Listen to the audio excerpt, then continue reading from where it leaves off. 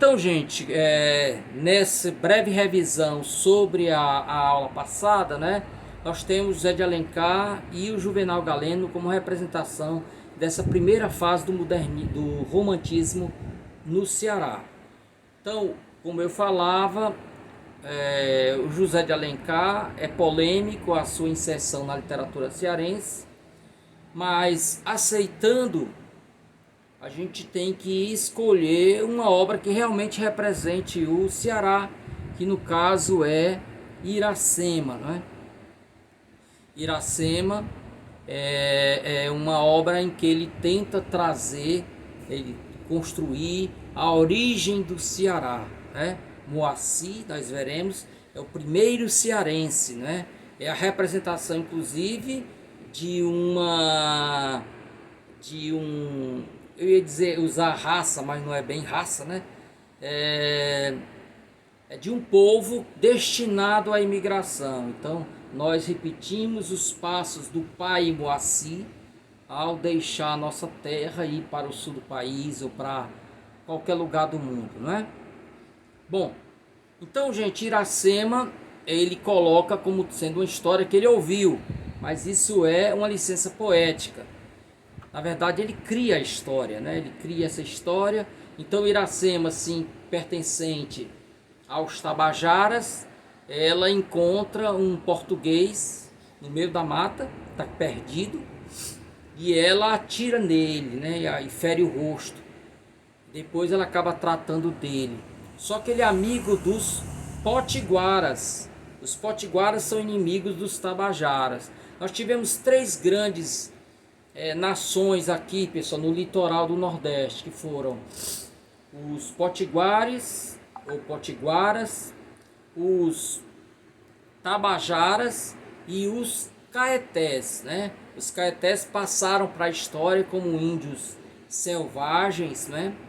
Que comeram inclusive o bispo Sardinha e outros que naufragaram, né?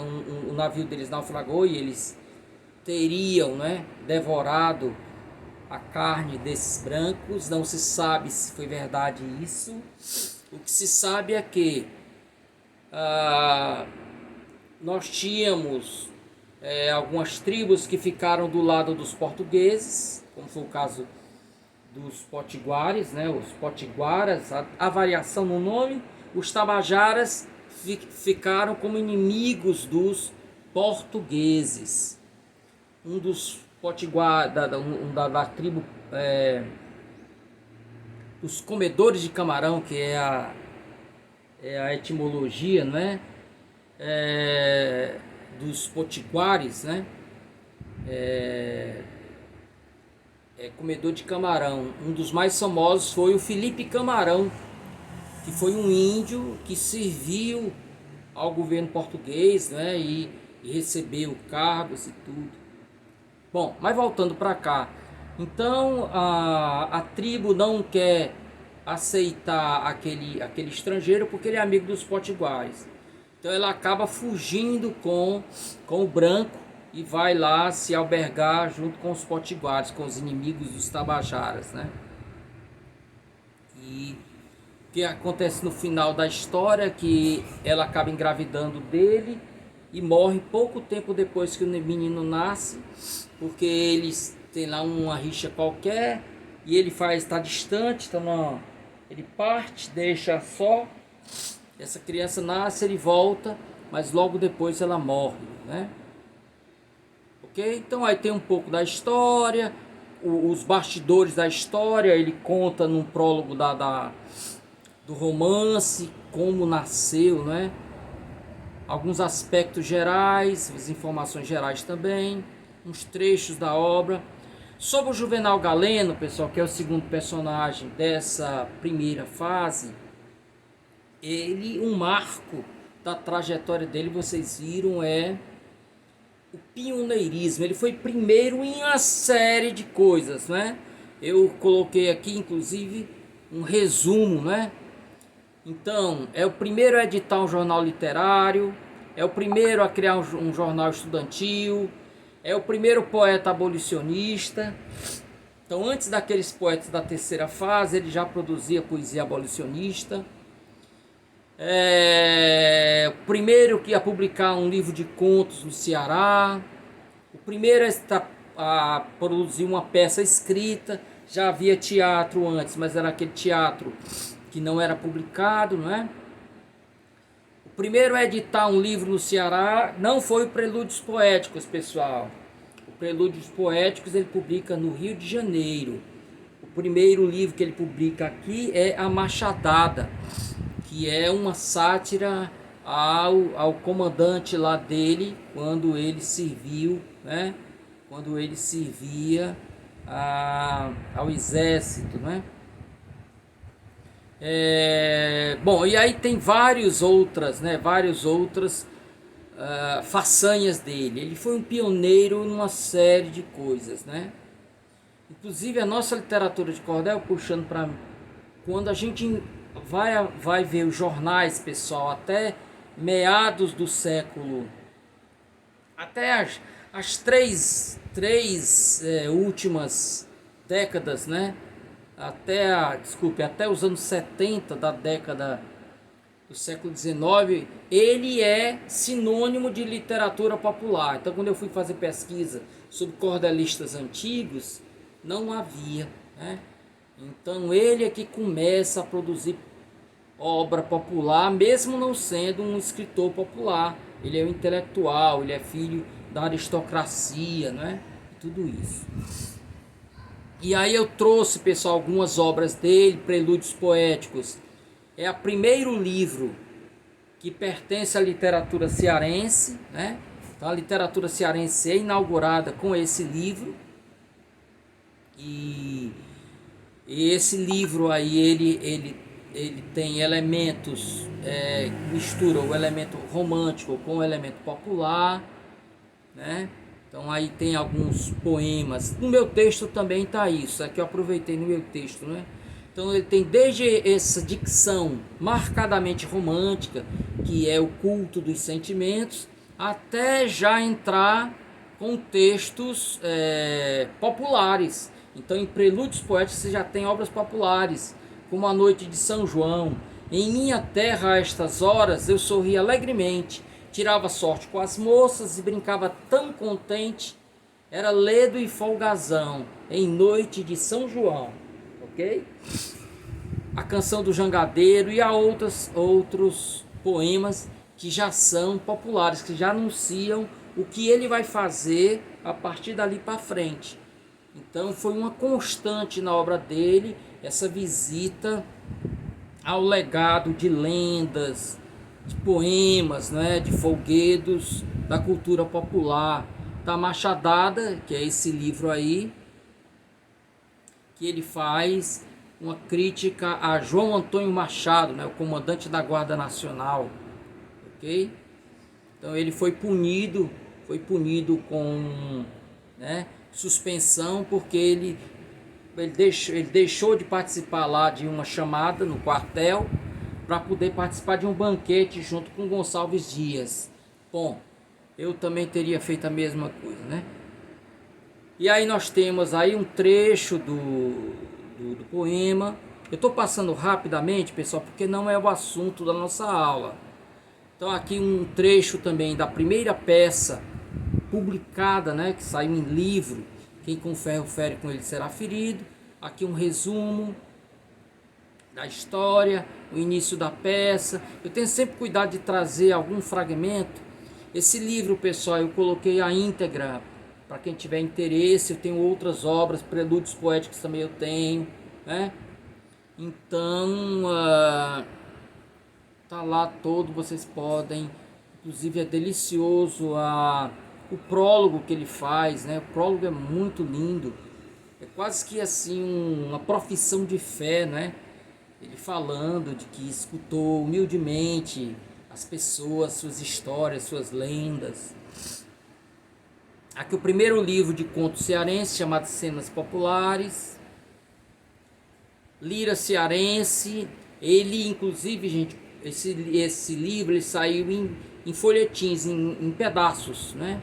Em fascículos. Depois foi reunido em livro. Para publicar esse livro, ele monta uma tipografia, né? Ok? E aí tem outras obras dele, eu falo um pouco da discussão. Porangaba também é um texto dele, é um poema, né, na verdade, poemeto. Poemeto é aquele poema que se estende por várias e várias páginas, não chega a ser uma epopeia, né? É bem menor em tamanho e não tem as divisões também próprias de uma epopeia, ok? Então alguns fragmentos aí, canções populares, só para que vocês saibam. Então, gente, com esses dois autores, nós passamos aí a primeira fase, que ela, em vez de ser indianista propriamente, ela foi mais regionalista. Foi a cara do povo como expressão da singularidade do cearense. E aí entramos sim na segunda aula de hoje, desculpem, que vai tratar da segunda fase. Só um minuto, viu, gente? Deixa eu colocar aqui no início. Fome. Gente, alguém quer falar alguma coisa até agora? Não se reprima.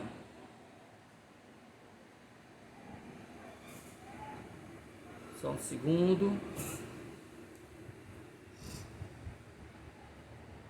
Funcione. Plim, obrigado. Bom, então, gente, só algumas palavras sobre o byronismo, né? O byronismo vem do nome de Lord Byron, né? Inclusive foi na casa de Lord Byron, eu não sei se vocês sabem, foi lá que nasceu o Frankenstein, né? A Mary Shelley, que era casada com um poeta de nome Shelley, por isso ela tem esse nome Mary. Por sinal, Mary Shelley era filha de uma pioneira do feminismo na Inglaterra, chamada Mary Wollstonecraft. É um nome enorme, né? Que a mãe dela foi uma defensora da educação da mulher, da atividade política, uma série de coisas. Então, Mary Shelley casou-se com Shelley, estavam passando uma temporada lá na casa do Lord Byron.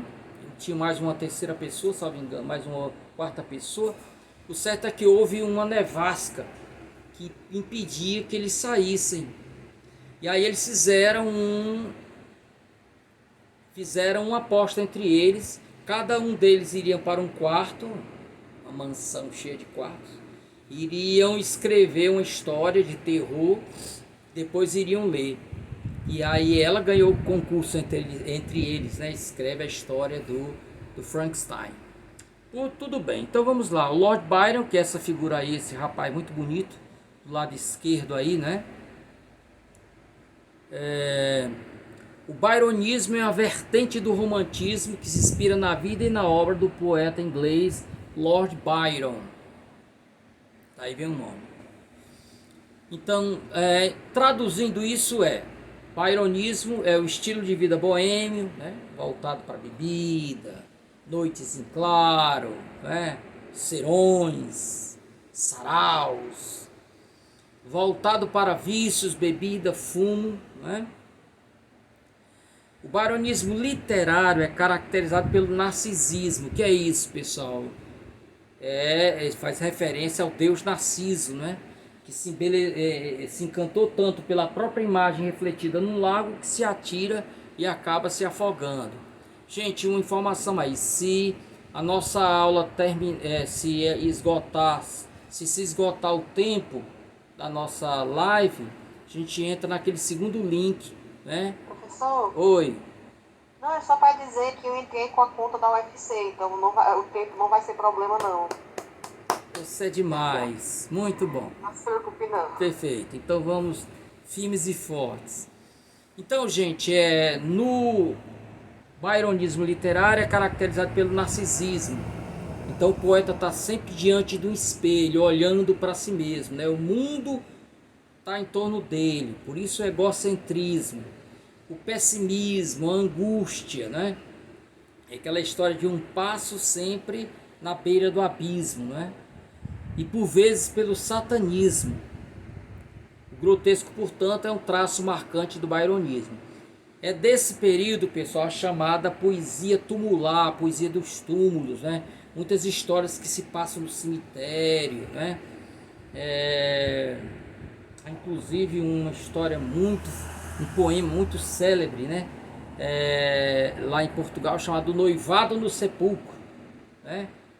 O espírito lá de um cidadão morre e ele vai até o túmulo da sua amada que morreu tempos antes dele, e começa uma discussão entre os dois e tudo. O certo é que pela manhã o túmulo dele está vazio, e quando abrem o túmulo lá dela, tá eles dois, né? Os dois corpos lá.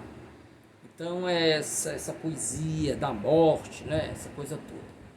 Então o grotesco é um traço marcante do byronismo. Pessoal, grotesco, a palavra original, ela vem da famosa Domus Aurea, né? Era um palácio que foi mandado construir por Nero, onde havia pinturas muito estranhas na parede, né? E há um livro só sobre isso, né? Há um livro de um alemão chamado Wolfling, só sobre o grotesco. Ele vai explicar o que é isso. É o culto, pessoal, daquilo que em tese a estética rejeita, né? A estética é o amor pelo belo. O grotesco é o contrário disso, né? É a beleza da feiura, da desproporção, do caricatural, daquilo que causa asco. Então tudo isso que não é estético, entre aspas, então busca-se uma estética desse não estético aí, tá? É o grotesco. Então é um traço marcante do byronismo. Então é a figura do monstro. O Frankenstein é uma figura grotesca, porque ela combina, né, peças vindas de origens diferentes, a construção do monstro, do desproporcional, do irracional. Tudo isso está ligado ao grotesco. Em um trecho do romance Os Miseráveis, Victor Hugo, desculpem aí que o pessoal que fala o francês, eu leio, mas não falo, afirma: despontava a melancolia para as mulheres, do mesmo modo que mais tarde o byronismo para os homens. Então Victor Hugo criticando essa moda, né, que tinha se implantado na França. No Brasil foi cultivado por Álvares de Azevedo, Casimiro de Abreu e Fagundes Varela, né? Álvares de Azevedo tem o famoso livro Noite na Taverna, né? Em que ele vai falar sobre aquelas personagens da noite, né? Aquelas figuras da noite. Professor, Opa! em que ponto aparece o satanismo do byronismo? Nós vamos ver essa figura. Primeiro é o seguinte, quando a gente fala de satanismo, a gente tem que esquecer aquela história da Bíblia lá, né? Quando a gente fala satanismo, ele está ligado ao humano. Quando a gente usa a palavra, por exemplo, pensamento luciferino, de Lucifer, é esse pensamento humano. Então é esse apego ao humano, né? Muitas vezes entra em rota de colisão porque as religiões em geral, ela tenta exatamente sufocar o humano, né? Ela quer que os homens procurem o divino. É uma eterna renúncia à sua própria natureza. Então o byronismo vai no sentido contrário. E aí o satanismo entra nessa dimensão, né? Esse culto do humano, dos prazeres, né? É nesse ponto aí que a gente vai ver. É claro que a figura de Satã mesmo vai aparecer, mas esqueça aquela ideia do Satã bíblico, né? Então é mais ou menos como metáfora, né? Uma representação desses prazeres, desses desejos, ok? Nós vamos ter alguns exemplos aqui nos poemas que a gente vai ver, aí isso vai ficar um pouco mais claro, tá bom? Então no Ceará, como veremos, foi marca da obra de dois autores que faleceram muito precocemente. Gente, não tá o advérbio aí gratuitamente não. Joaquim de Souza morre com apenas 21 anos de idade. 21. E o Barbosa de Freitas morreu bem mais velho, com 23. Né? Então foram muito jovens. São poemas que não chegaram a maturar, né? São poemas ainda que ainda precisariam ser lapidados, né? Mas como o próprio Sanzio vai acentuar, você já vislumbra que seriam grandes poetas se tivessem continuado desenvolvendo, mas morreram muito jovem ainda, né? Então, voltando ainda à pergunta que você me fez aí, o satanismo vai aparecer também nessa visão do inferno, a vida com um eterno tormento, né? A pessoa está sempre diante dessa falta de esperança. Você sabe, no início da Divina Comédia, Dante descreve, é um livro do século XIV, né? Então Dante Alighieri, ele coloca que na entrada do inferno, né, deixai aqui todas as vossas esperanças, né? Não é bem isso, mas é mais ou menos isso. Porque o inferno é sem esperanças, não há esperanças, né? Se bem que no caso da Divina Comédia, o inferno ele vê como um chapeuzinho de palhaço. Pensem no cone, chapeuzinho de palhaço, dividido em 7 partes, né? Então cada uma dessas partes, dessa figura cônica, ela é um inferno diferente um do outro. Quanto mais fundo, menos esperança. Na primeira parte, você tem uma espécie de antessala do inferno, chamado de limbo. Ali estão as pessoas que morreram sem ter conhecido Cristo, sem ter conhecido a palavra de Deus, né? Foram os gregos, por exemplo, morreram e ficaram ali. Então essas pessoas que estão nos primeiros ciclos ainda há alguma salvação, mas cada vez que você vai adentrando, né, nos círculos, você tem menos esperança. No último deles estão o diabo,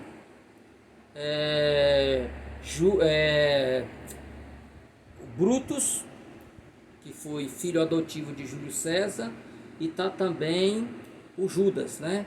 Então os 3 traidores, um traiu Deus, outro traiu Júlio César e o outro traiu Jesus Cristo. Esses 3 não têm salvação. Outra coisa, o inferno de Dante é gelado, né? Não é quente.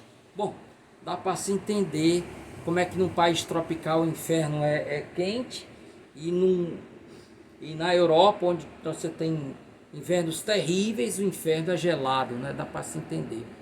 Então também o satanismo comparece dentro desse entendimento da vida como essa prisão, né, eterna. É uma morte em vida, em que não há mais esperanças, ok?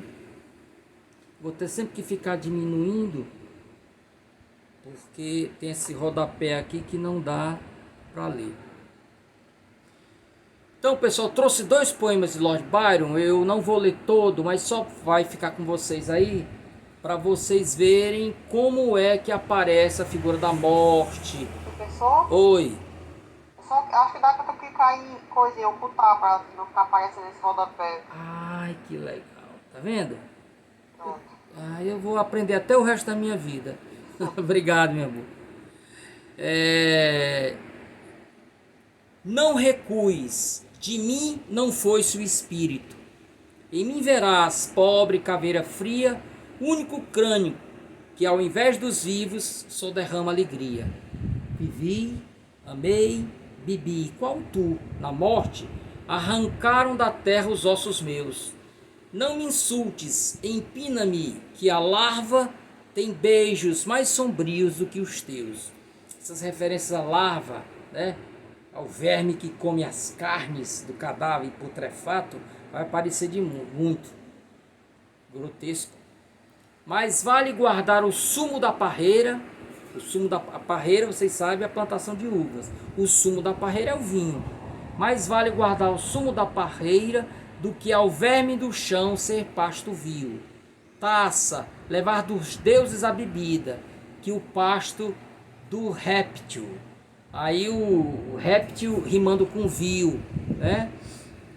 Então aí, pessoal, é um tipo de rima, né, estranha para nós aí.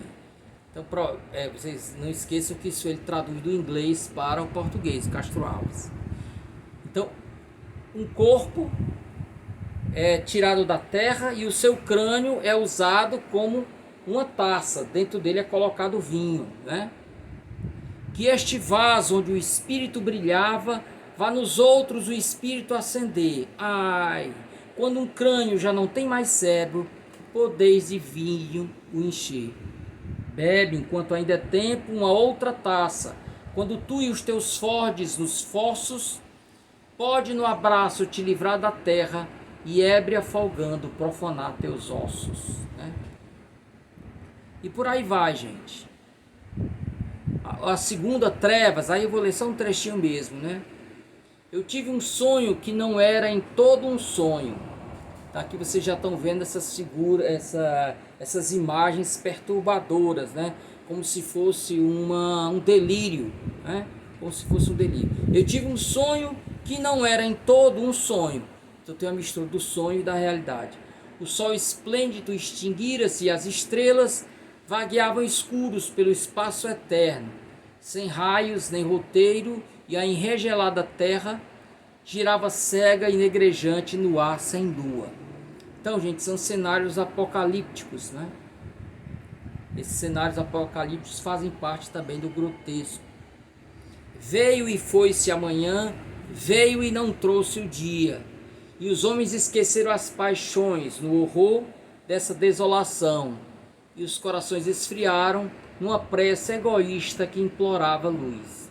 Então vocês imaginam, gente, nós estamos falando do começo do século, final do século XVIII, começo do século XIX, né?